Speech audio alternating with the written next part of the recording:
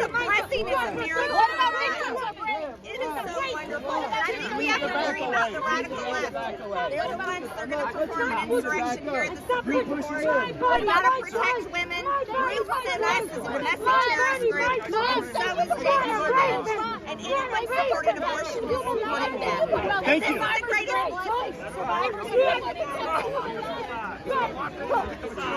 Move to the side. Ma'am, move to the side. Move to the side. Okay, yeah, go for it. Go. You gotta get her the... Looking lively up there on Capitol Hill today. Joining me now, my friend Congresswoman Marjorie Taylor Greene from the great state of Georgia. Congresswoman, I can't get the smile off my face today. First, we get a great gun ruling yesterday. Now we're no longer going to be federally allowed to murder babies in this country. Life is good. Hey, life is getting good. This was absolutely amazing. And I have to tell you, as chaotic as that video looks, I was so happy. I was just so happy that I wasn't worried about the crowd. My heart is just overflowing. So I was thrilled to be out there in front of the Supreme Court when they sent the decision down and overturned Roe versus Wade. It's truly a miracle and a blessing from God. Obviously, Nancy Pelosi didn't take it that well. Here's a little bit of her reaction from today.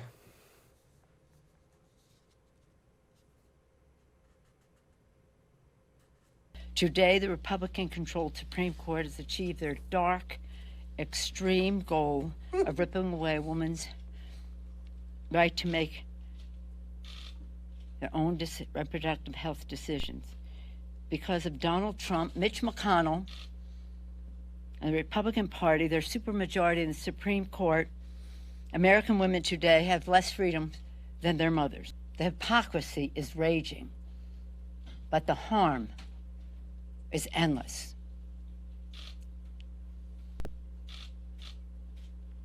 What this means to women is such an insult.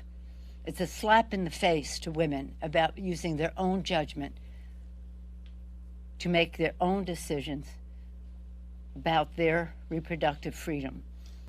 A woman's right to choose reproductive freedom is on the ballot in November.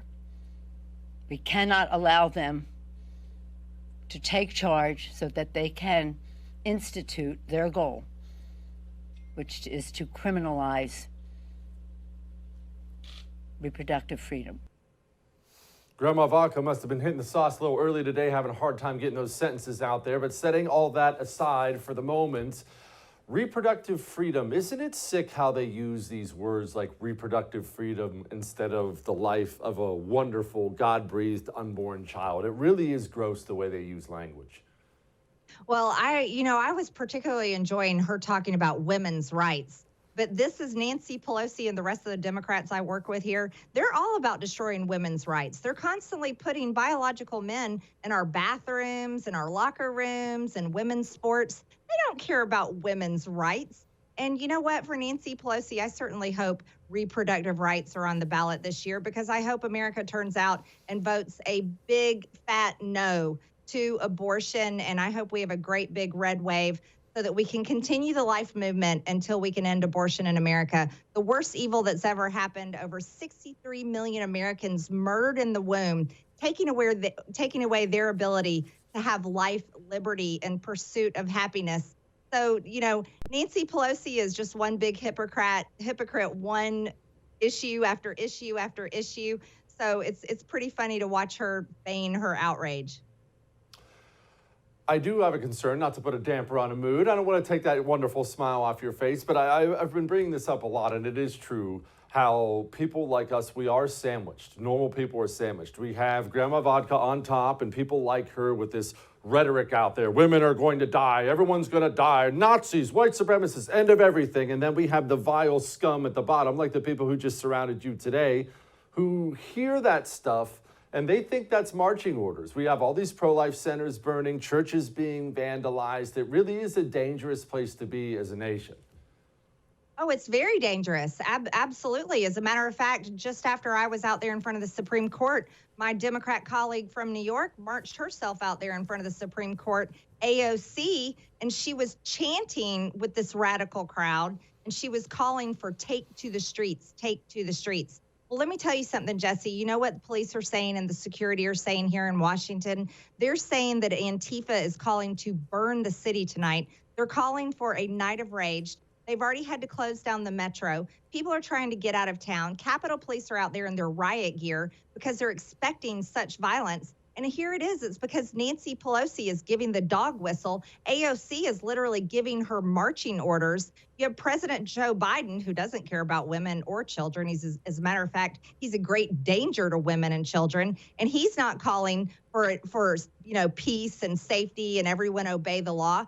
None of them are calling for the National Guard out in front of the Supreme Court or anywhere here in Washington, D.C. They're ready for it. They love violence. They love riots. And they're hoping it happens.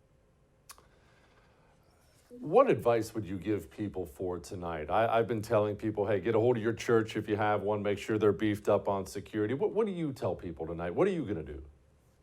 Well, I think you're giving great advice, and I hope you continue to let people know. They got to protect your church. You got to protect the pregnancy crisis centers, women's centers, because that's where they're going, and the Supreme Court. I think what we have to do is we have to be grateful for our Second Amendment, who thankfully the Supreme Court also protected this week, yesterday, as a matter of fact. But yet the Republicans in the Senate made it possible to hurt the Second Amendment just today as they passed that Senate bill. So it's horrific.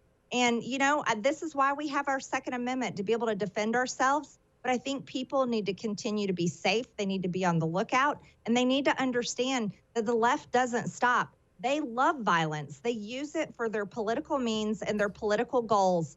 And they don't care about insurrection. As a matter of fact, they've been waging one against all of us for years. And we'll see what happens tonight. But I think we have to hold them accountable. We need to clean out the Department of Justice, because we don't have an attorney general that cares about upholding federal laws in America, because he is non-existent and nowhere to be seen here in D.C. calling to protect the Supreme Court.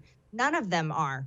So I hope that people are careful. I hope they're safe. But I also hope they're encouraged and united and continuing in the pro-life movement.